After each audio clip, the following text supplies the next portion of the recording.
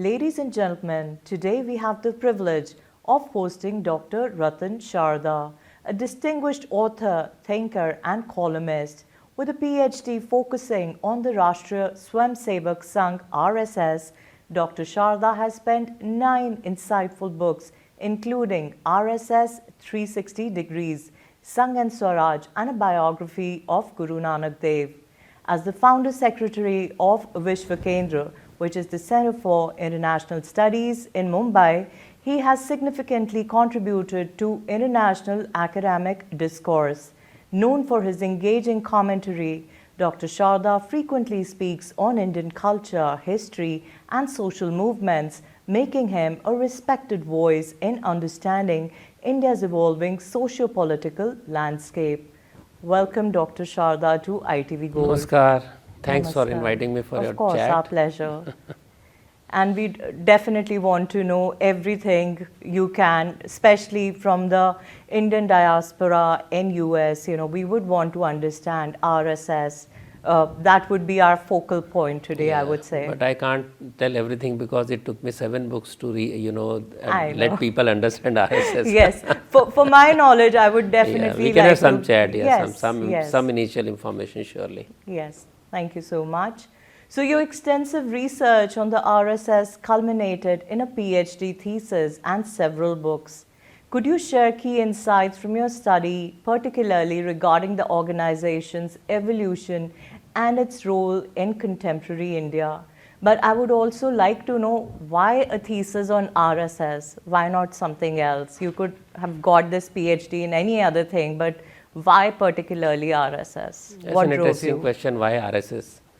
See, RSS is one of the biggest social cultural movement in the world. It's biggest in terms of organization, and it is also biggest in terms of so many other organizations that have come out of RSS due to some RSS member getting inspired to start something new. So as a very important organization which has completed 100 years of existence, and not just existed but also survived and thrived, because for an Indian organization to have a life of 100 years without splitting, without decaying, to be thriving even after 100 years and growing bigger and bigger, is something that one must be studied. And mine is just one PhD. I would suggest that RSS could have 1,000 PhDs under its own work. For example, there could be many theses on the work in tribal area. There could be many theses on women's self-help groups. There could be theses on why RSS is always first to reach out in disaster zone, risking the members' own lives and working ceaselessly. If you look at Gujarat, for example, 2001, where I actually visited the earthquake area and I saw them working, young boys and men working, women working, risking their lives. So all this requires a lot of studies. Unfortunately, in the political rhetoric, we miss out the serious social movements that are changing Bharat, India. So that is why I thought this is an area. Secondly, RSS policies are not one person deciding the policy. There is an elected body called Akhil Bharatiya Pratinidhi Sabha, or All India Delegates Conference, where resolutions are brought in that thrashed out with very strong debates, and finally a resolution is passed on any activity or any issue that confronts India. Based on that, policies are generated. Those policies, evolving policies, then go down to the ground, how they are to be implemented.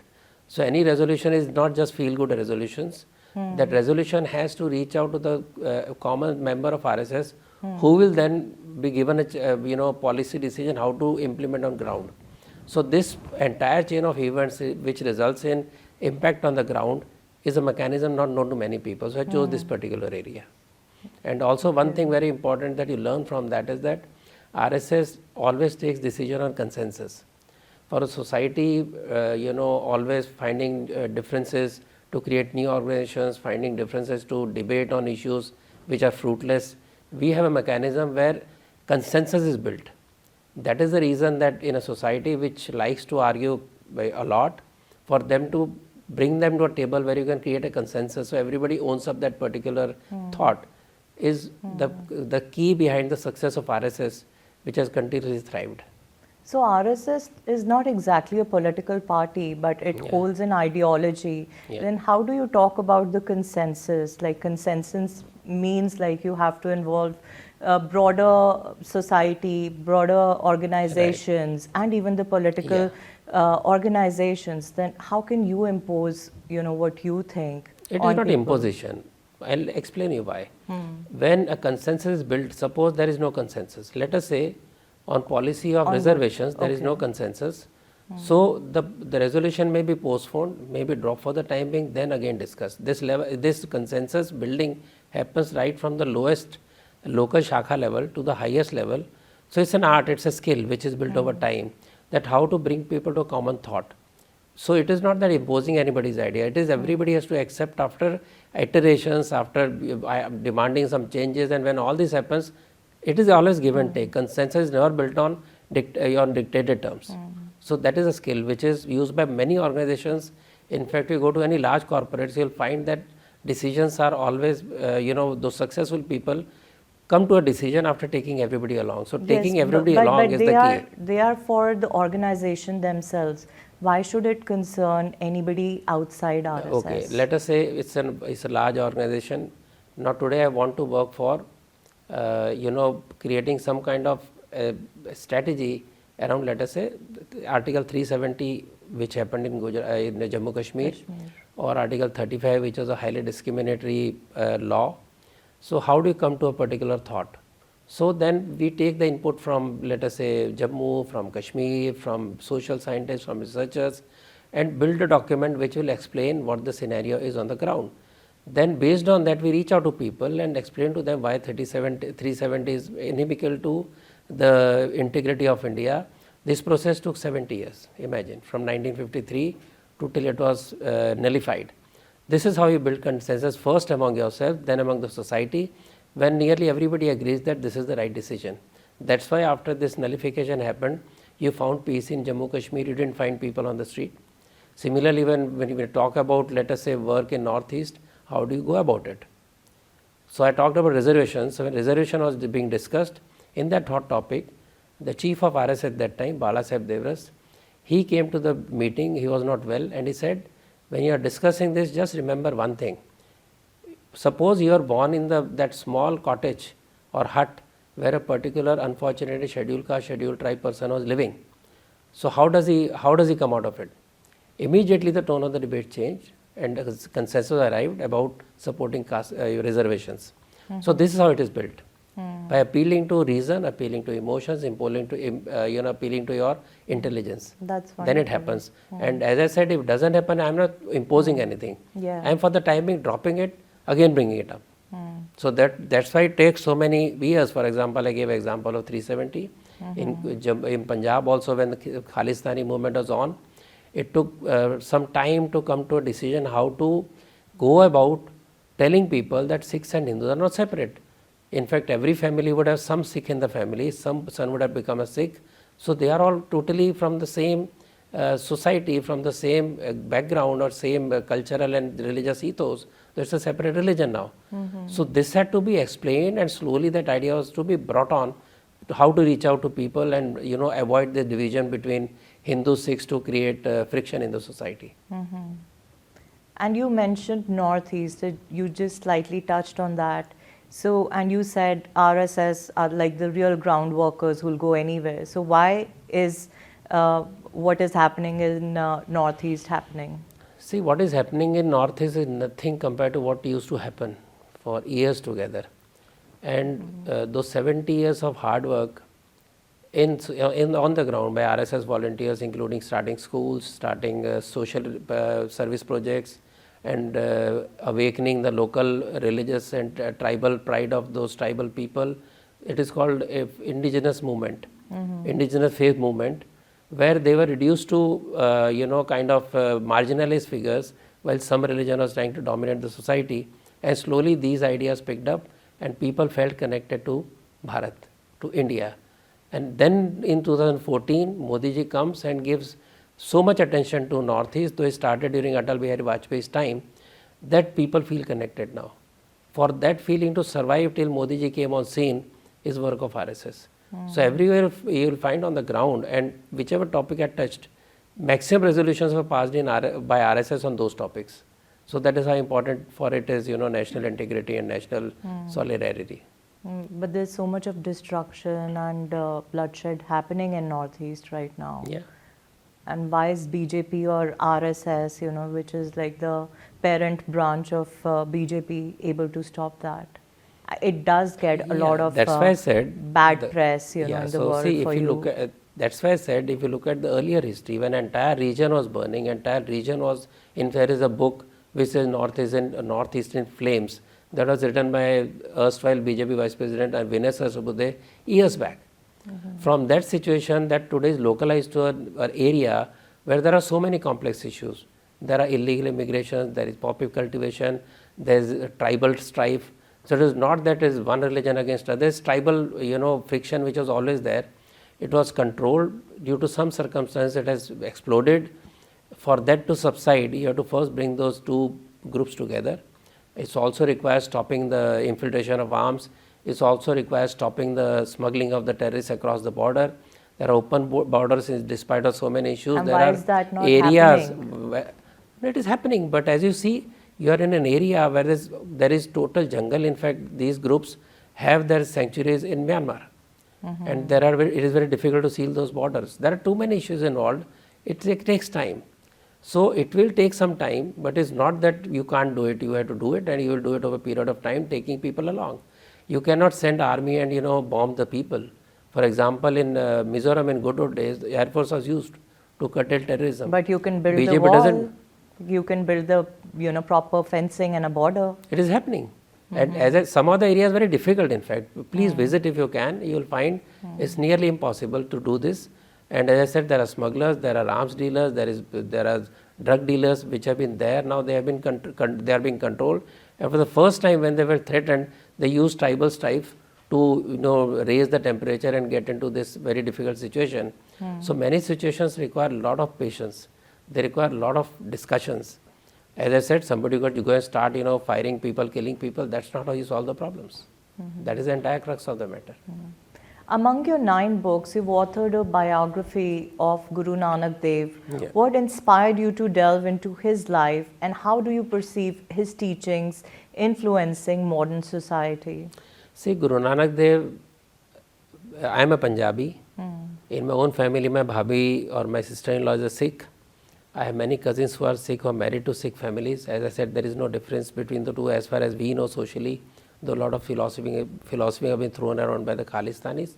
So it was during his birth anniversary that we were requested to write some books.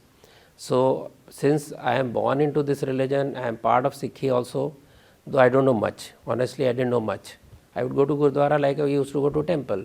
There is a marriage, I would go to Gurdwara.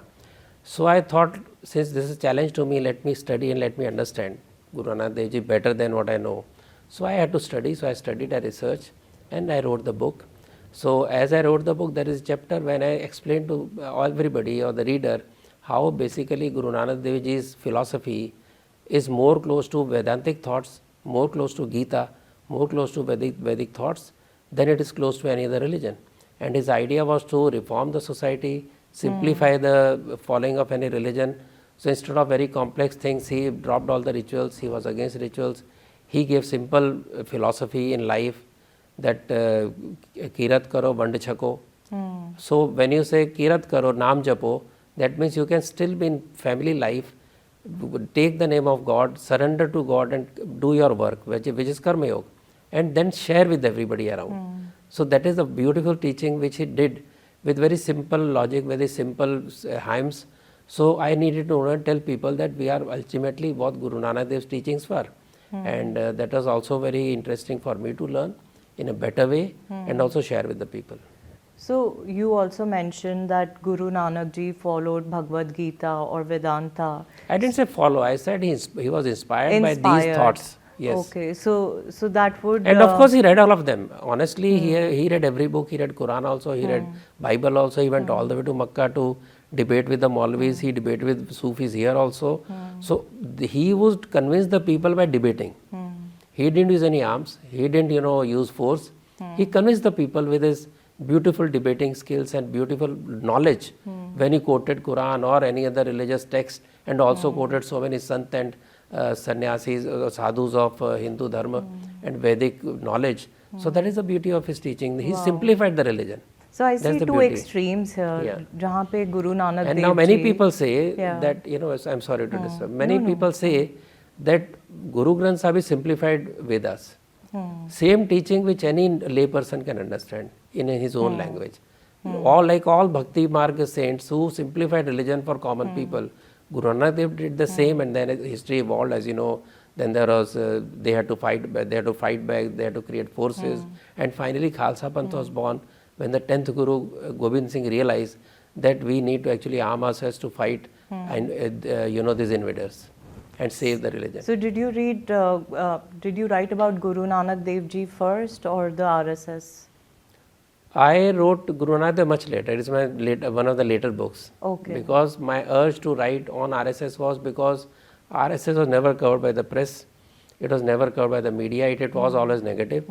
So being a childhood RSS Swayamsevak or volunteer, I would say when RSS is doing so many good things, why it is not covered by the press? For example, my urge to go to Gujarat after earthquake was because work done by RSS was humongous. NGOs would come, they didn't know where to drop the relief material, they didn't know about Gujarat, and they would finally come to RSS saying, please, Lelo, you take these and please distribute. This happened everywhere, and the kind of work they did, and this is just one example. Or if some camp happened without any mishap, mass gathering, never reported. So the discipline, the relief, in fact, I very clearly remember that when some disaster happened, and RSS volunteer as usual would be the first to go, camera, when they reached a stage where there are half pants of RSS, they would remove the camera. Wow. It has gone to that level. So my urge to tell RSS to people, because it was being unnecessarily, damned, unnecessarily criticized, I thought this needs to be told. So I chose the simple path of writing. I chose simple language so people can understand, and it has been, I think, quite successful. No, that's very commendable that they are there and helping and still getting the bad press. But I really want to understand, why does that happen? Because when I talk about Guru Nanak Dev Ji, he's talking about peace. But when you talk about RSS, they're talking about Hindutva, which has got nothing to do with Hinduism. It's a very political philosophy, I would say, Hindutva. It's got nothing to do with Hindus, which we all consider ourselves, whether it's a Hindu, Muslim, Sikh, Isai, staying in India. So why this? Because this thing, this sounds like a gali. I do not want to advocate it, this over the other, but I want to understand. See, there are two parts to your question. One is why it is, it is marginalized, and why it was not liked by the people. So there is a philosophy, a theory, a leftist theory or a secular theory, that you work for Christians, it is great. You are a very nice human being. You work for Muslim society, you are a very nice humanitarian. But you work for Hindus, you are communal.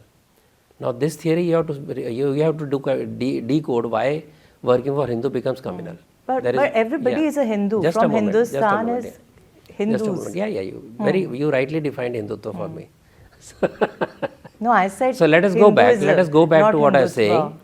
What I was saying that so working for a society which is the majority in a country, so every problem of Hindu society becomes a problem of the nation. So Hindu society improves. For example, it drops its casteism, it drops its regionalism or linguistic chauvinism, and social bitterness. The country prospers. So to remove that divisive ideas and bring it to a higher level of identity, RSS says, okay, Hindus should reform. So reforming, uniting Hindus, because every loss of Bharat over a period of time, India over a period of time, was only because Hindu society is divided. Before that, Hindu society was the most prosperous. It had the best. Of course, everybody knows about the report now, Angus Madison report, where it says that India was contributing majorly to the world GDP till the advent of Mughals, when it started dropping, and British who totally removed, nearly killed the entire GDP support of, Bharat, and that was all Hindu economy. Now from there, why we reached this stage? Because we were always ready to divide on various issues. We are ready to invite invaders if that's supported my petty idea of coming to, rule somewhere. That is one thing. So Hindus need to be reformed. because unless Hindus reform, Hindu society and India by corollary cannot progress. So it is not communal. It is not against anybody, just like I said about Christianity and Hindus. Now you say Hindutva is not nothing to do with Hinduism. Now this is the fundamental problem with the thinking. What is Hindutva? Hindu is Tattva of Hindu, which is essence of Hindu, which I can call Hinduness also. So what is the essence of Hindu? Hindus are plural, inherently plural, because they say Ekam Sat Vipra Bahudha Vadanti, that is one truth, and sages can go by any path. This only Hindu Dharma says, and old tribal, old traditional religions, pre-Christian, pre-Islamic era also say the same thing. Your Indian, native Indians say the same thing. So this idea of a pluralistic world where you will respect every faith, every belief, even if you don't agree, you respect the faith, that is Hindu thought, Hindu philosophy. Right. It includes everybody, does not exclude, doesn't say only my truth is truth, every other truth is wrong or false. It is a philosophy, so it cannot be exclusivist by very thought. The idea that Muslim, Syrian Christians, Jews, Zoroastrians came to India and settled and thrived shows that Hindus accept every other faith, because till that time it was only Hindus. So when you look at this entire idea to say that this quality of Hindus, what is called Hinduness, and I'll give you a lot of examples which are not even religious, but which are Hindu culture. When you said that Hindu Christians are also born Hindus, exactly that is what RSS says. It says your DNA is same as my DNA. You were also Hindus, but you got converted. So your motherland, your culture, your forefathers don't change.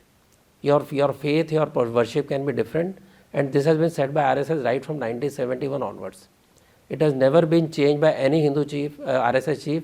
So when you say Hinduness, it also includes this readiness to accept everybody as your own, as long as you believe that this motherland is mine, these people are mine, history is mine. So there is no divisiveness. I'll give an example. Whether it's Hindu, Christian or Muslim, when he comes to the stage as a musician or an artist, he touches the stage like this, because they worship the stage as a presiding deity of gods, to reach spirituality. So even Muslims and Christians do the same thing. Even Zakir Khan would do the same thing. So this is Hinduness. When you go to a shop in India, you will find when you you weigh the product, they put something extra. If you have gone to India, you will note that. It is called runga or something in different languages. All over India, that is the common practice. Now, why does it happen? Because as an Indian, I know that what I am doing is something like dharma.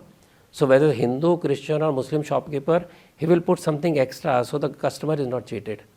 This is typical Hindu thought or Indian thought. I say Hindu because we have identified as Hindus. And having been identified as Hindus, when I am being criticized for being Hindu for certain reasons, I will talk about the higher ideas of Hinduism.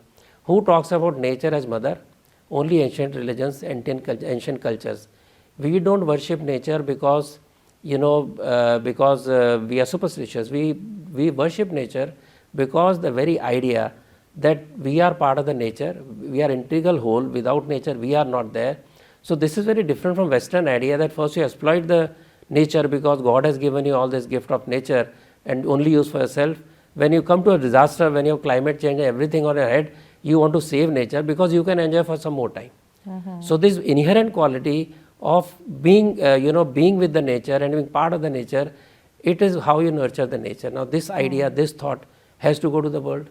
If I say, it should reach the Indians first because there is so much of climate problems in India itself. Where it is not. Look at the consumption of Indians per capita. Then tell me this. 6% of USA population of world, 6 to 8% of the world population is USA. Consumption is 28% of the natural resources, right? If you go to India, you look at the per capita. I don't have a figure right now. It is one of the lowest. Consider 1.4 billion people, half the world. Look at Prayag. You had Mahakumbh, where twice the population of USA came to one city, which has inherent indigenous population only of 2 million. And there was no shortage of food, no shortage of anything. It was quite orderly except, one very unfortunate incident. Yes. But imagine the pressure taken by the people without getting upset, without complaining, and people enjoying together, living together. That is Hinduness. So when you talk of Hinduness, it is essence of Hindu. So we have every Indian religion talks about rebirth, talks about karma.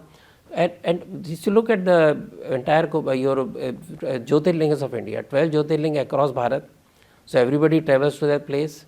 From Rameshwaram, I take water to Kashi to offer to Shiva. From there, I take water from Haridwar, go to Rameshwaram. So these are all spirit of Bharat, which shows we are one. And that is the spirit that RSS wants to invoke. And I don't think there is anything against any religion. When I said, and I quoted you, that anybody is born in this soil, 99.9% have not come from outside.